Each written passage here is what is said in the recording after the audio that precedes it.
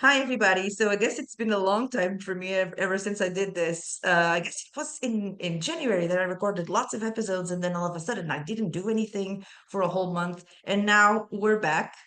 And I have one of those guests I'm always talking about. So we've never seen each other before, and we just decided to do this, and that's that, right? So we have been friends now for 28 minutes exactly. And we now know each other pretty well, right? So this is William, and this is pretty much all I know about him, except that he has young children, he lives in a small town, and he's created two companies. But we didn't get into any specifics because, as you know, I like leaving things for the podcast so that I really am genuinely surprised. So that's my technique, right? Not to know anything, just so that everything is new. And then I don't make like, oh my God, that's great. And then already know Yeah, that. So keep it natural. yeah, so that's the story. So thank you so much, William. We're going to get each other, we're going to get to know each other as we record the episode. That's one of my ways of doing it. Everybody already knows if you've seen it. Talking about seeing it and liking it or not liking it, just leave your comments, your thumbs up, whatever you feel like doing, because it's really cool to know if episodes make sense to you. It would be great if you could also hit the subscribe button, but you already know all that spiel, right?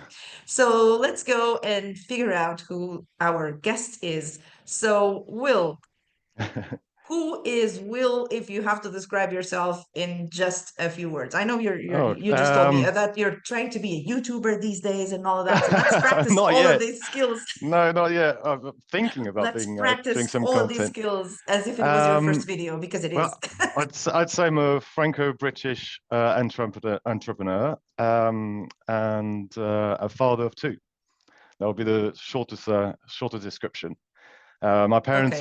My mum is French. My father is Oh, British from Yorkshire. Actually, he was born in Australia. And they okay. met in France on an archaeological dig. Oh, They moved to Australia to go and work with my grandfather's textile company. I uh-huh. was born in Melbourne, and when I was two, they decided to go back and move to France. My father's French was terrible, but still managed to make his way in the French system. And he's an entrepreneur, so he started his own textile business. Yeah, that's pretty much. So my childhood has been in France, a very small village of Vito. It's close to Monet's Gardens, so the Normandy. So very beautiful countryside, and it was great childhood. Spend my time building cabins in the forest and having a great time. So So I'm always curious about how languages got into people's lives, but I guess well, I was born in languages, yes. exactly. Was quite funny. So my father would be speaking to my mum in French, and she'll be replying in. No, sorry, he'll be speaking to her in English, and she'll be replying in French. Now they do that only when they argue. It's quite funny. You know who's right in the or who's right in the argument because so if my mum is right, my dad will be speaking to her in French, and she'll be screaming to him in French. And if she's apologizing, she'll be speaking to him in English, and he'll be replying in English. So Wow, I love it. whoever's right, you have to use their language. Oh, I like this. I Yeah, had never heard of this, but sounds like a great idea. yeah, So that just happened to you without you having to do anything, and that's that, that's right? that So, pretty but how much. did they do it?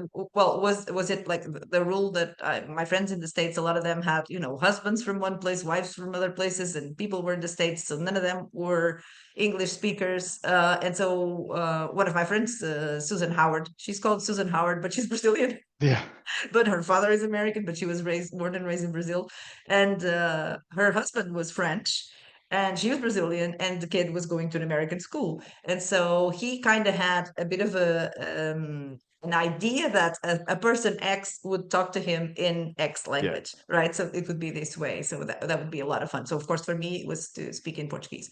So that would be cool. And so, how did your parents manage that part? Or they Well, didn't? for the children, you mean like teaching Yeah, us the language? So yeah, we their we own learned languages.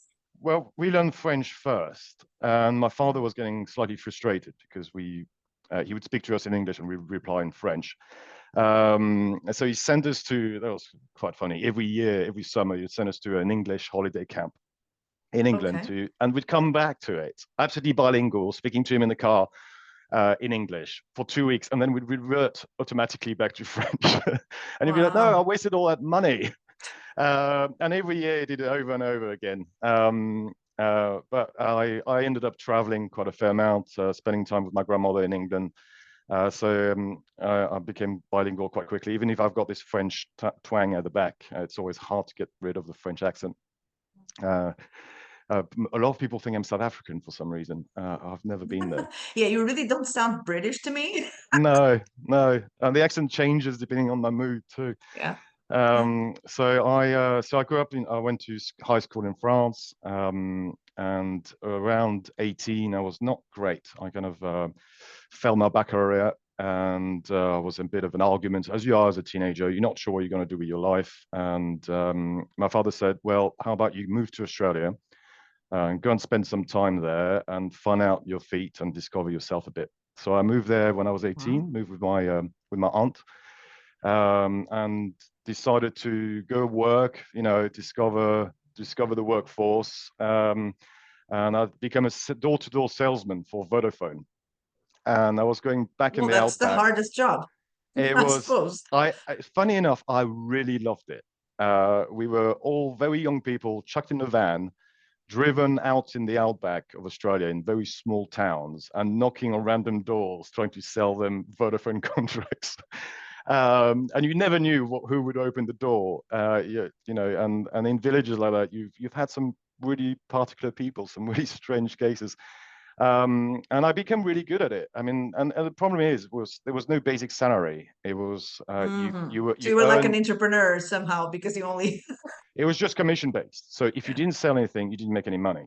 And being hungry is a really good motivation. So after a month or two, I became really quick, quite good at it, and getting sales in. Um, but I got a bit tired of this, and I decided to prove my parents wrong, show them that I could actually get my A levels. So I registered as an adult in a university to pass my A levels, got them Hmm. with good distinction. And they didn't believe me when I sent them the results. They said, "No, it's a lie. You never got it." Anyway, I stayed in Australia for 3 years. Really enjoyed it. Mostly kind of random sales jobs. Nothing incredible. Just being a young person, having a really good time, making great friends.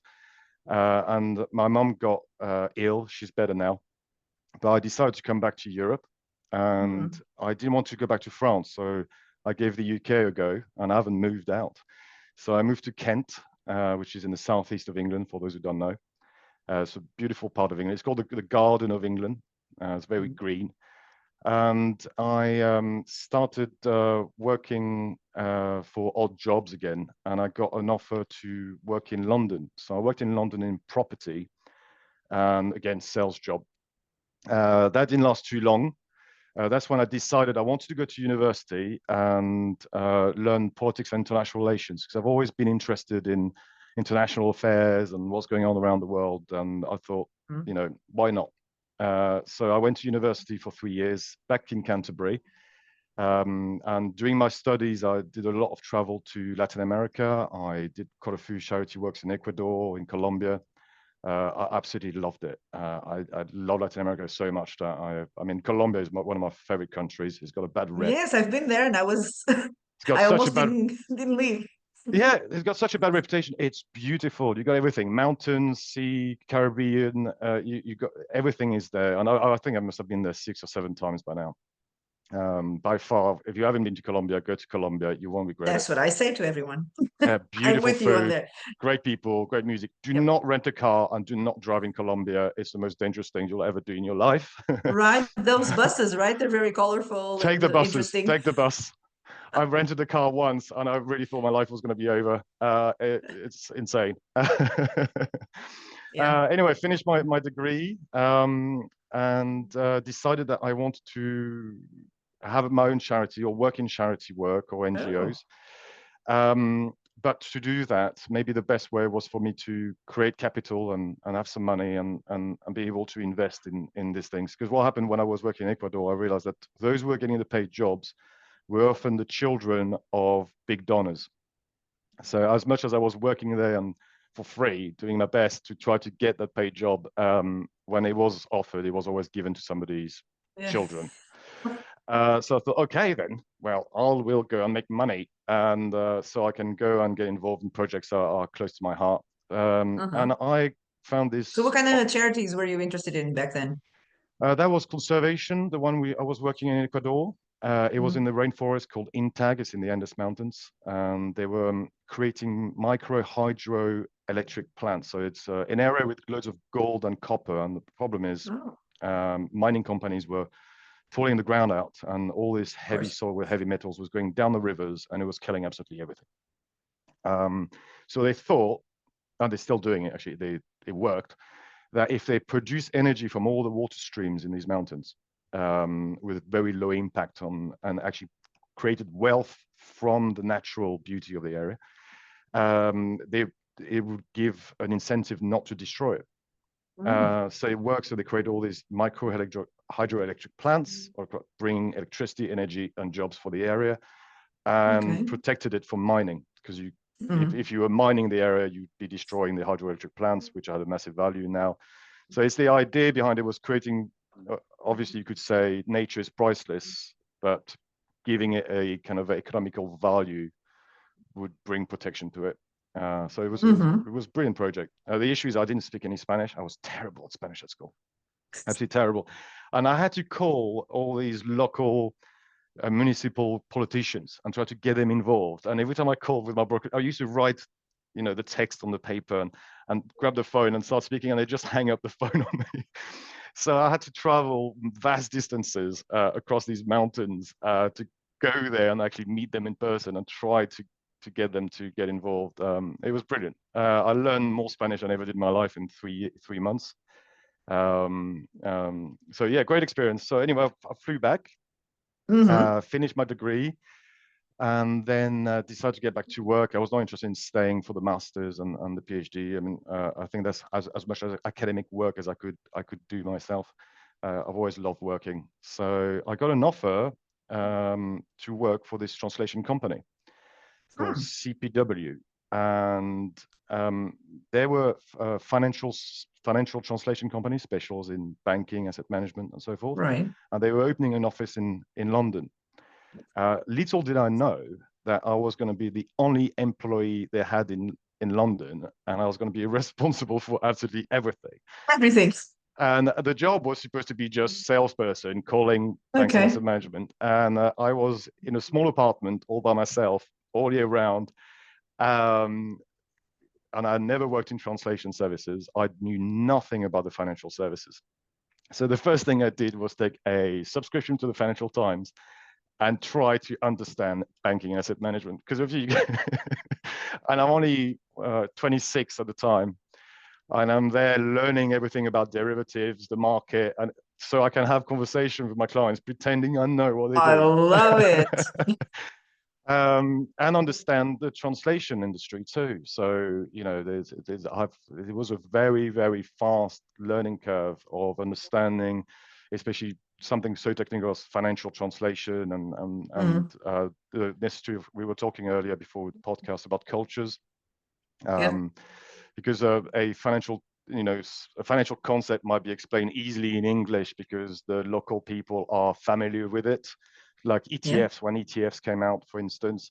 But in France, it was not that spread out then. So you had to do a bit more explanation. So the translator had to do more Yeah. work. So you have to be able to explain that to the client, that, you can't just sell your marketing material the same way as you would in England. It was brilliant. I befriended Nadia, who was the sales director in France.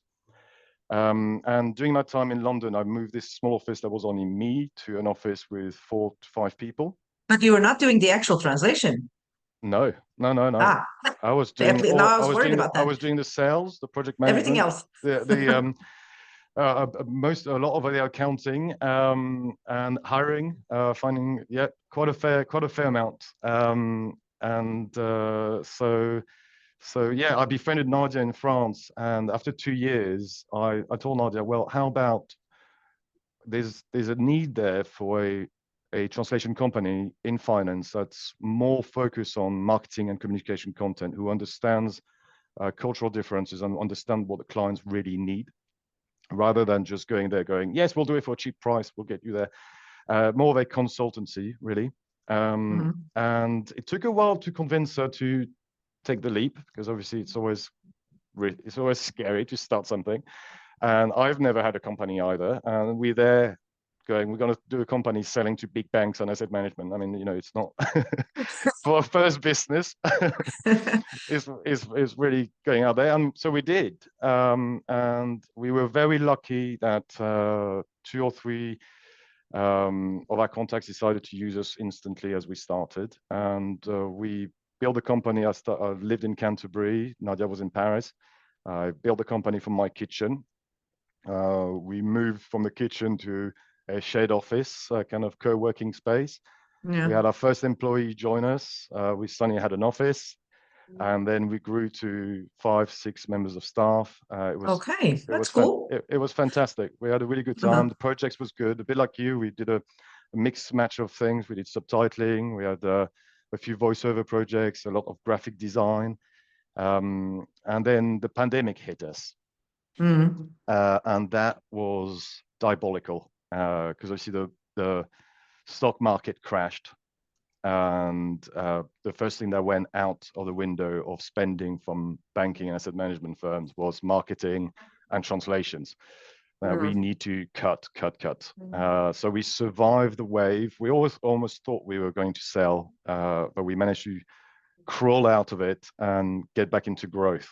Now, in late 2023, the first LLM came out, ChatGPT, and I Mhm. thought, ooh, that that's not great. That's not good. Especially we're a human uh, translation company. We refuse to use machine translation at all costs. The reason is because we did more copywriting. That's what how I was presenting it to our clients. We Mhm. really adapting your content. There's not literal translation. There's more Mhm. transcreation. And I thought the problem here is not necessarily that the translations are going to be good, is that it's free. And the problem with free isn't we're not even competing here, because so we used to get quite a few walk-ins of people needing certified translations. So I don't know if for people who don't know, certified translations are needed for visa application, you're going to university, and for all the Anglosphere countries like Ireland, USA, Canada, Australia, England, it's all pretty standard. It's the translator certifies the translation. So they got different guidelines, but it's pretty much the same. In France and Portugal is probably the same. Spain, Mexico, any Latin really based country, it's the translator is sworn by the court and gets a license allowing him. Not in Portugal. Sorry, Not in Portugal. no, in Portugal. No. So I don't. Those, the other ones you mentioned, I believe so, but in Portugal, no. How is it in Portugal then? Well, as far as I know, it's you can only certify your signature as the translator. So you can only certify that you are the person who did the translation. Basically, you're Aha. responsible for it. So you go to a notary and you sign your Okay. translation in front of them. So it's a bit So different. is you get an affidavit then? It's more that than you as a person being certified for being able to perform something. Oh, So so it's not it's like that. similar, but you need the notary to say I was present during the signature, kind of thing. Yes, but we people are not certified in any possible way.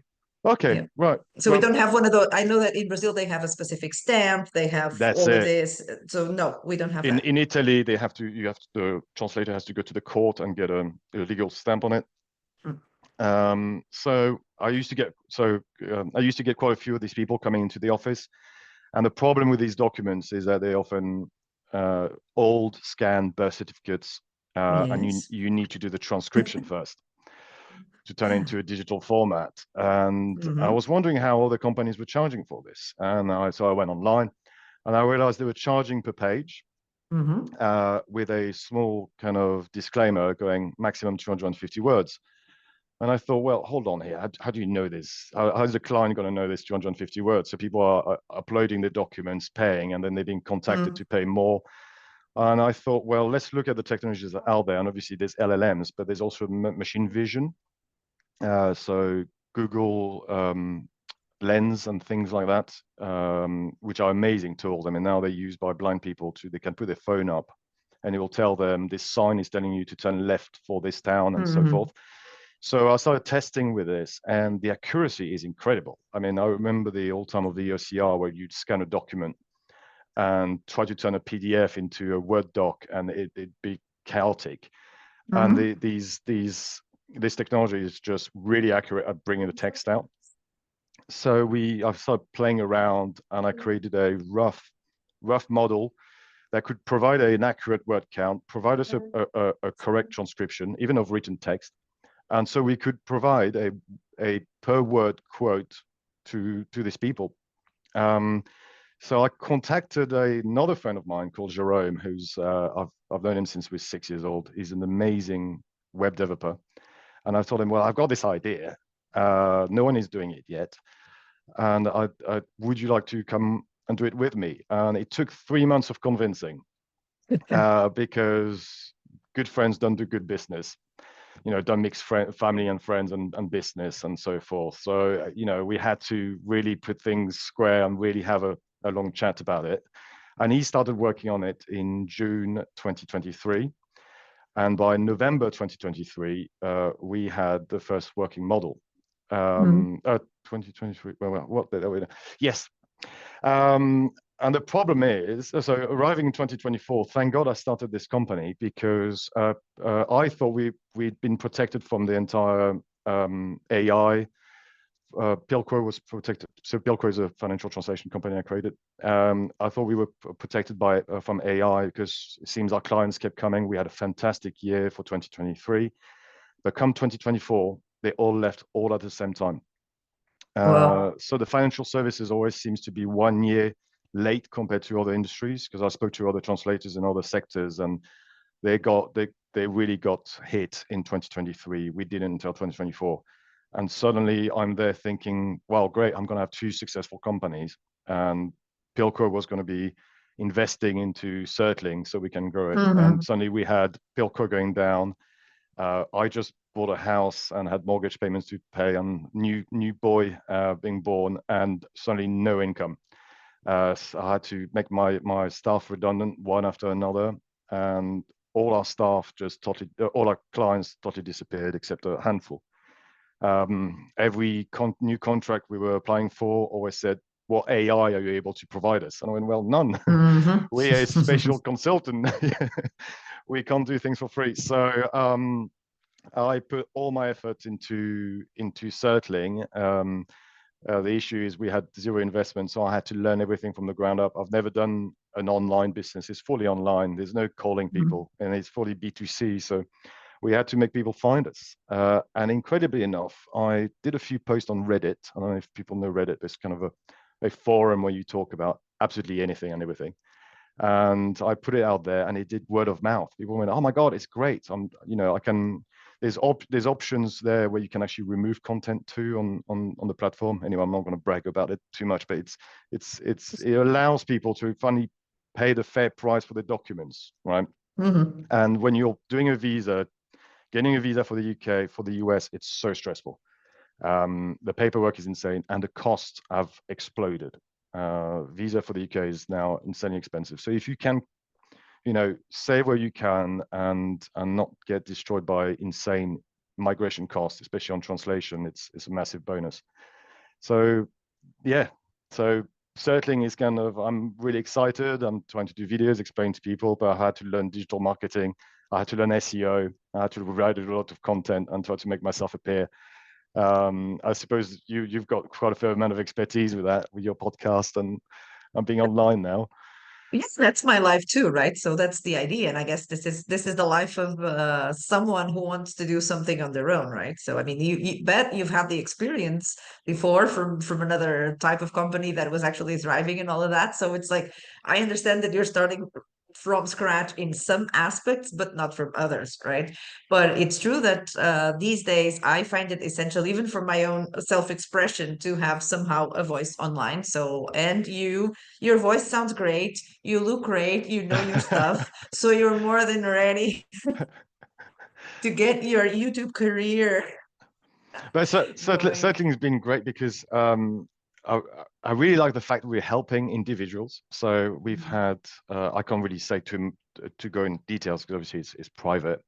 But we had, for example, one chap who's doing his refugee status, and he left his religion, and he's asked us to translate his letters, messages from his family with death threats, but horrible things. You know, his mother saying, "If you come back, we will kill you," and these kind of things. And he sent us an email with like just the greatest thanks for the work, and is really this feeling of it. There was another political refugee we were doing for Belarus, and you know these people are really going through hell. And then there's just I mean, we get really kind emails.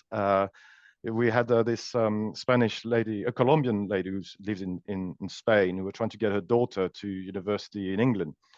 And we, you know, I spent time with her on the phone. My Spanish is now terrible. It used to be much better, but I did my best to explain to her how the system worked. And these people are really recognized because we, you know, you it's not like in the banking and the sector we're working, where my clients who I've been working for over 10 years suddenly brushed me off without a call to say sorry, moving on. Mhm. After having dinner and lunch with them, suddenly we got all these people saying big thanks and leaving us amazing reviews, and it's nice. It feels So good. why didn't you, like, you have had this experience in Ecuador, and with a more ecological oriented kind of mindset, right? And saving forests and nature and all of that. So why, and since you didn't have a background in translation or anything like that, why didn't you actually go for something different, or going back to a sales job or whatever, when you felt like the company that you had before I tried. was in I work? tried. So Oh, you tried. so last year, back in October last year, I started applying for jobs, Mm. and I applied for a lot of jobs. And I used to get first call, they'd go, okay, so what did you reach your sales targets you were given? I was like, no, but you don't understand. I was the managing director, so I don't have, I can't provide you sales targets, but I can provide you with a revenue and show you what we did. And they went, well, we'd like to speak to your manager. I was like, I was running my own company, and it was very scary. I realized that because I've been working for myself for 10 years, anything Uh-huh. before this 10 years really did not count. So you And found that it was because you didn't have a, let's say, corporate background, that people kind of expected you to come up with because numbers. I was not an employee. Hmm. And obviously when you run your own business, you're a man of many hats. You know, you deal with the marketing, you deal with hiring people, you deal with the accounting, you deal with the sales and meeting clients. But when you go for a job interview, they want you to be good at one thing, right? And they want proof. But how do you provide them proof if you don't have somebody over you to be your reference, or you don't have your commission sheet to show them? Because obviously I'm not going to pay myself commission on the sales for the company. So Hmm. it was insanely difficult. And I still had Certling running, and Certling was infancy. It was making not much, and I thought, well, I'm going to tighten my belt. It's going to be difficult. I asked my partner to get back into work. I moved back home so I could work and take care of the children at the same time. And I just went, well, this Certling has to work. It has to work. And these interviews were really putting me down. I felt suddenly very worthless. And I went, this is not fair. I've been running my own company for 10 years. I've made my proof. Why suddenly I feel like I'm not worth for anyone else? I'm not good enough for the employment. So I thought, well, bugger them. So maybe I shouldn't say that. And I'll do my own thing again, and Hmm. I will get out of this. So I put all my efforts into Certling, and that's where I am today. Still growing it up. And I want to get back into ecological work, but I Hmm. think you need capital. You need money to be able to invest into projects.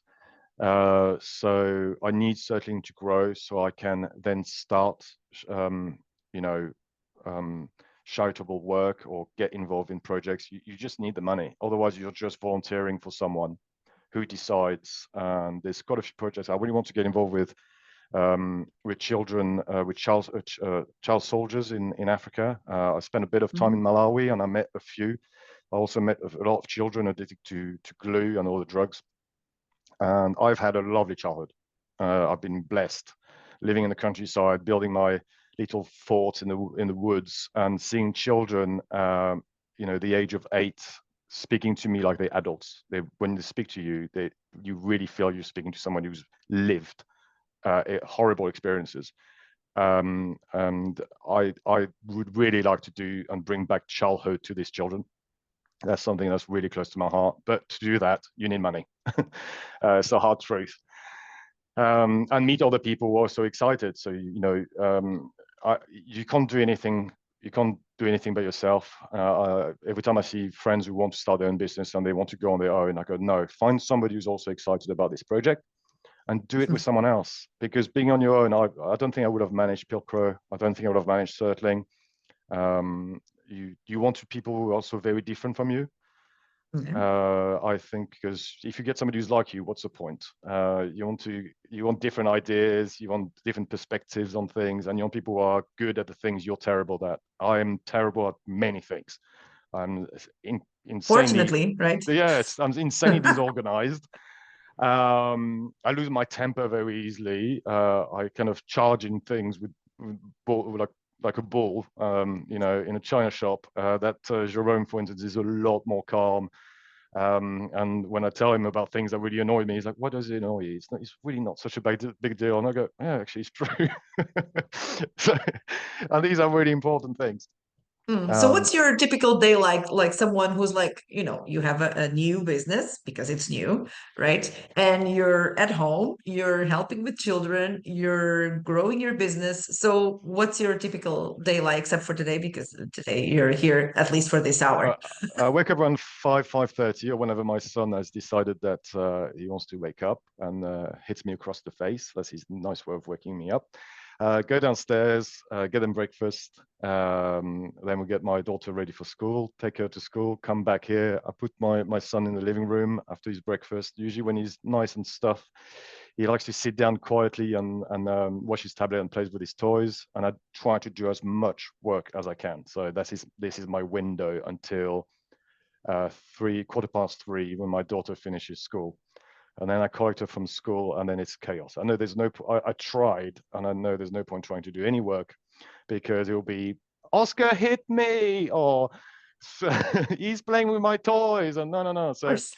So 3:15, and then until 6, my partner comes back from work, and then I get back to work until 8. So I've got my 2 hours of getting back and getting things done. So that's Mhm. pretty much it. And I've also got a chat on the website where people can come and ask us questions about immigration and Mm. whatnot. And so I get my phone beeping every 5 seconds, even at 1 o'clock in Wow. the morning. So I finally got a friend now, Chris, brilliant friends of mine who lives in Colombia.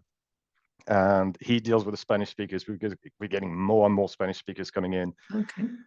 So he's covering for me for the evening now. Hmm. So is your day like strict? We were talking about the fact that both of us are people who, well, because I was justifying, if I not really justifying, but I was commenting on why the podcast is not structured or there's no prepping or anything like that, because that's my personality, right?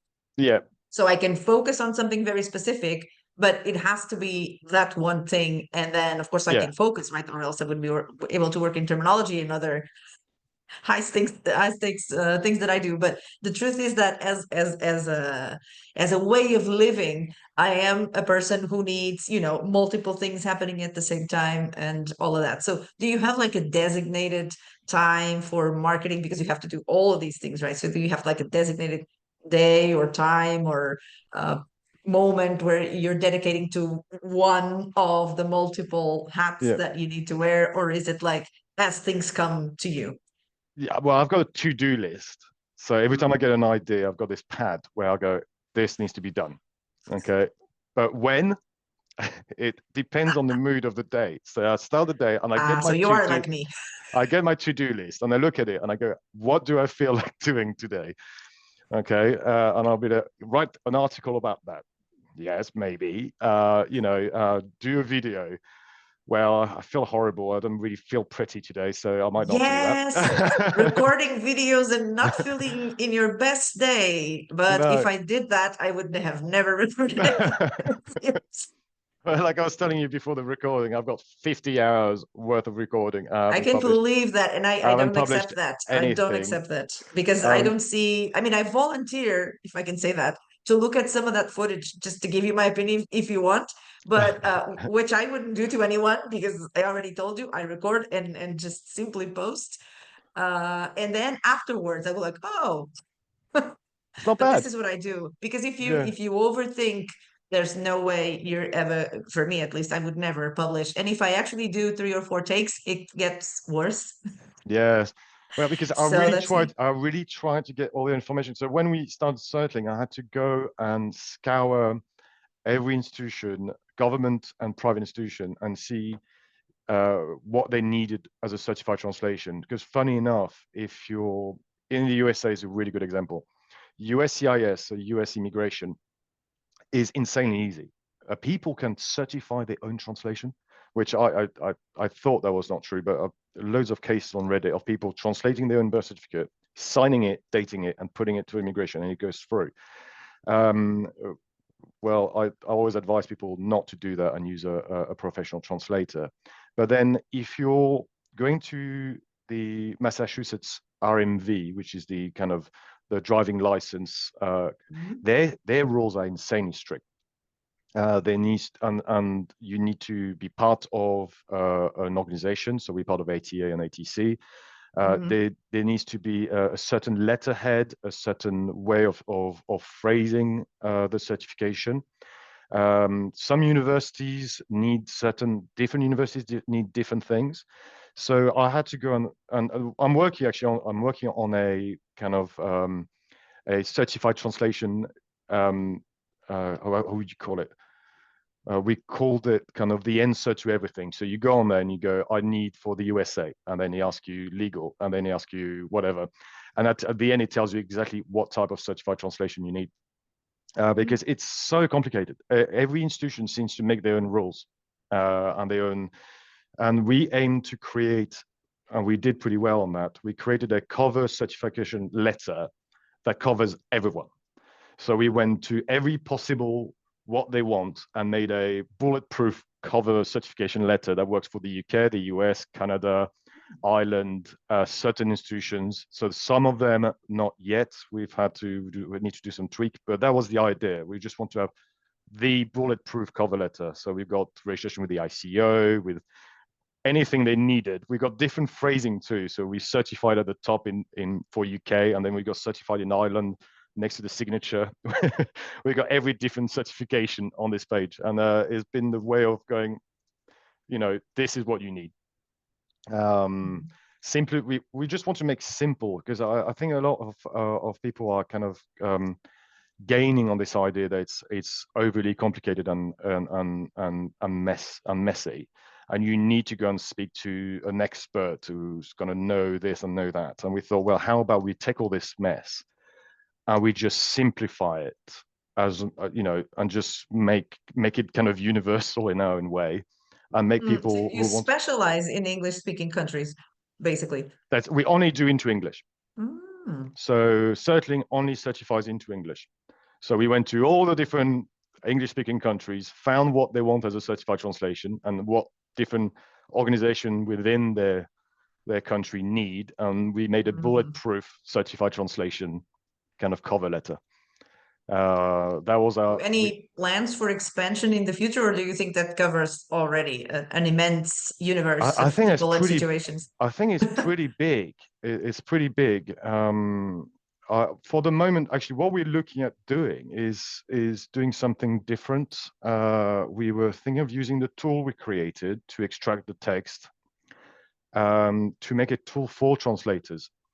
So I've already spoken to quite a, because I've got really good relationship with all the translators I work with Pilcrow, and then some of them are still messaging me on WhatsApp, um, and I told them that what we created, and they said that's brilliant because they get infographics or a lot of PDF content or images from their clients, Hmm. and they could just put it on our system and right away extract the text and be able to translate it in the system.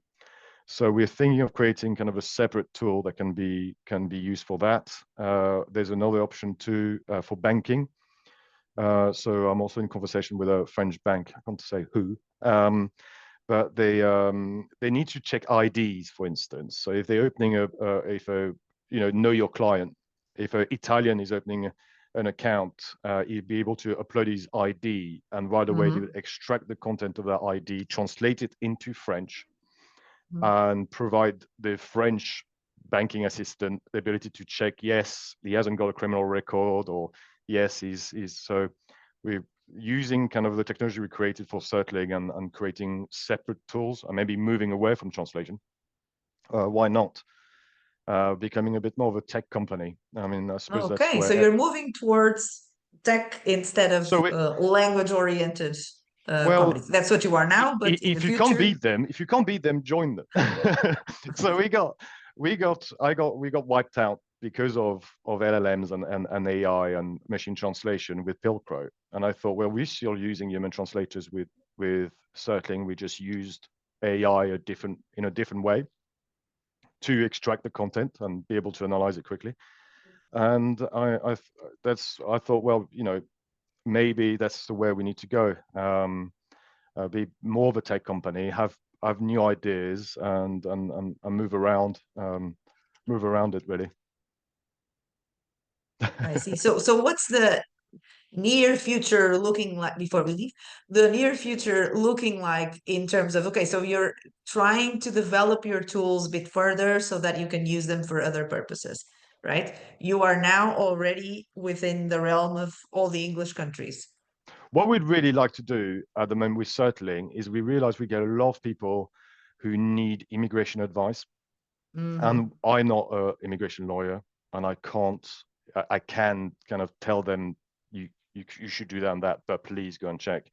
But we really want to kind of simplify the immigration side too. So we're wondering if I'm looking at, if anyone's watching this, I'm looking at somebody who's an expert in immigration towards the US, the UK, and who would like to join, and kind of we could create a simplify. And so we simplify the certified translation. Can we simplify the visa process, the immigration process, and give people a bit of peace? Because it's when you're trying to bring your family over, or you're sending your children to school, and etc.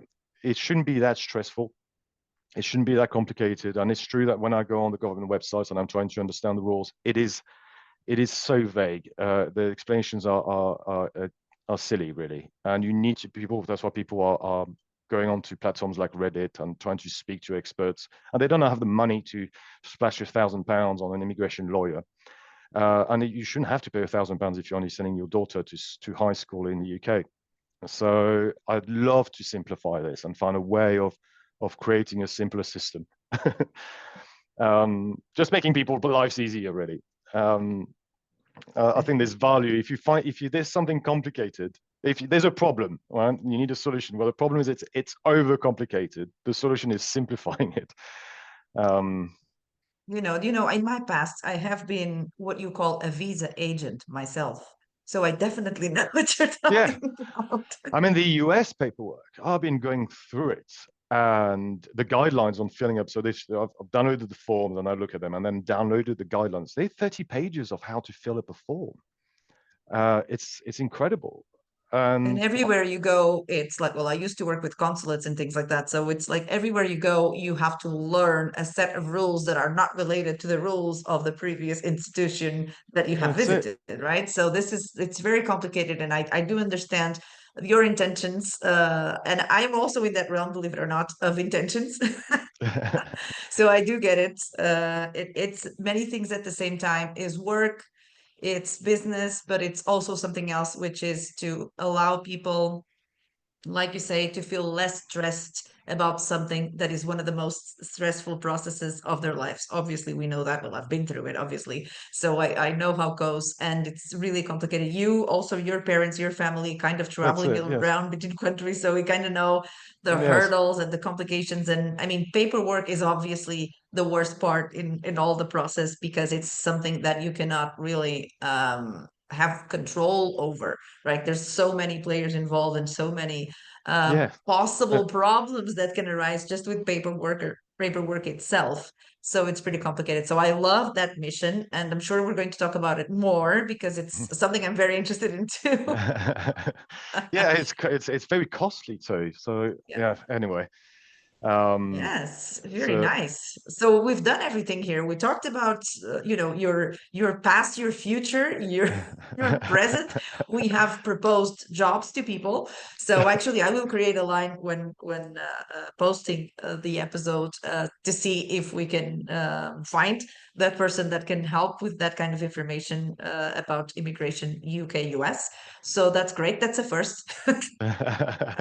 But this is what I like about it. It's because we don't control it, it just goes everywhere, and that's what we want. So thank you so much for this, William. This is amazing. I'm definitely going to follow your work. I cannot wait to see what you bring out into the world in the near future. And I'm sure we can have a lot more conversations like this. And like I say, I have a lot of people who have repeatedly come to the podcast. So it's really normal that I do it with the same people 1 year or 2 years after. And I love that, like some sort of a reunion with 3 or 4 people who have something in common. So, yeah. with here, because there's no rules, it's like you, I should do this, I should do that, but I feel like doing it this way. No, so I'll do it this other way. Yeah, But well, as I'm actually long look. as we do things right and somehow keep things moving so that we That's don't it. fall. And you need time for yourself and your family too. It's very Yes, of course. important, otherwise you go insane. That's true. Burnout is real. It is real, and we know that. So we need to manage everything, but make sure that we live as people too, right? That's a Exactly. fact. Thank you so much. This has All been right, Rita. amazing. So yeah, here I am to then follow your career as a big YouTube influencer and manage all those things that you do. But in the meantime, well, that's it. This is your sort of debut, right? So you will be featured in the language worker. Well, what can I do? It's humble beginnings, but All right, you have to Rita. start somewhere. Thank you so much, William. See Have you a great day. soon. Bye You bye. too. Bye.